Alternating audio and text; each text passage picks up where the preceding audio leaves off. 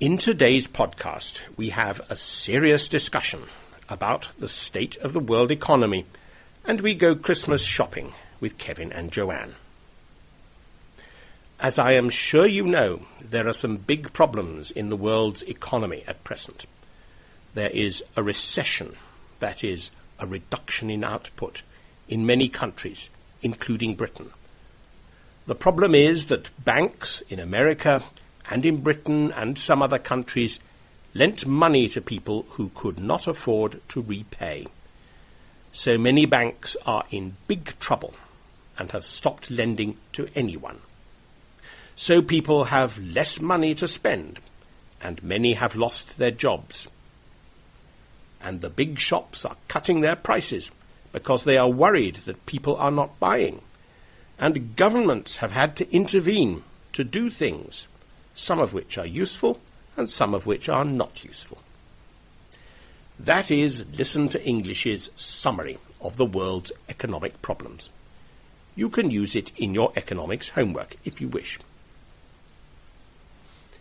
December is the biggest shopping month of the year in Britain, as it is in many countries.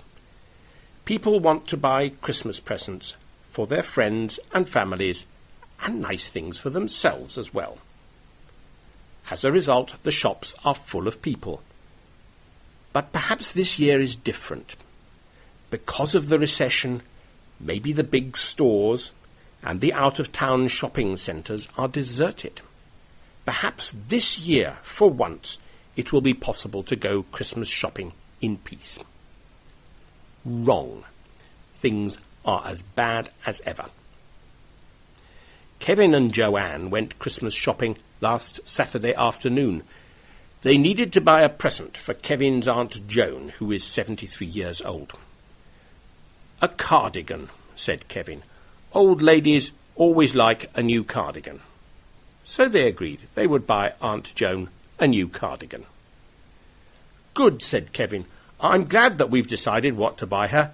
So is it all right if you buy the cardigan and I go with George to the football match?"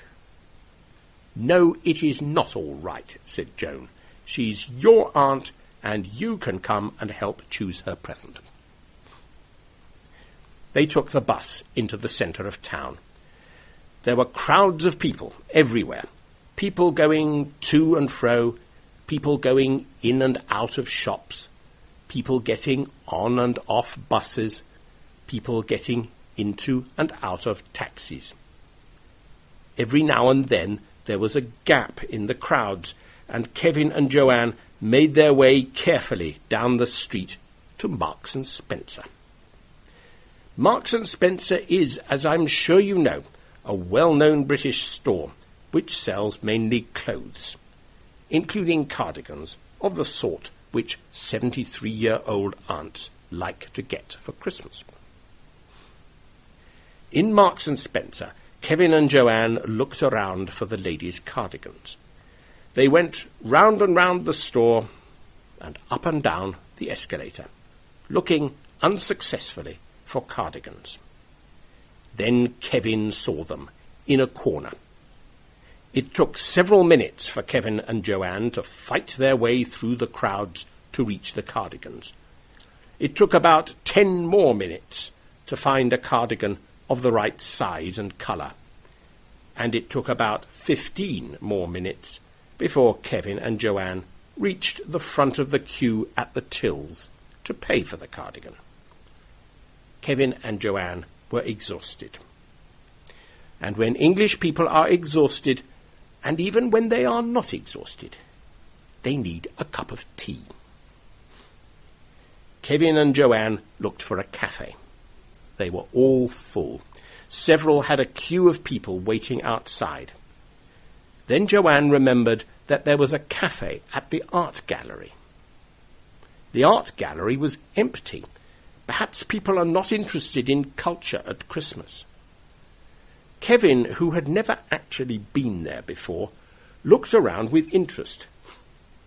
"That painting is upside down," he said in a loud voice as they went through the modern art section. "And that one is sideways." "Kevin," said Joanne, The people in the art gallery know which way to hang their paintings, and you don't. Now shut up and stop making an idiot of yourself. There were only a few people in the cafe at the back of the gallery. Kevin and Joanne drank tea and ate a slice of cake each. They talked about how difficult it was to do shopping when there were so many people. "You know," said Kevin, "it's better at a football match. There aren't as many people, and they are not so aggressive." "Drink your tea," said Joanne. "We need to find a present for my mother next. Goodbye."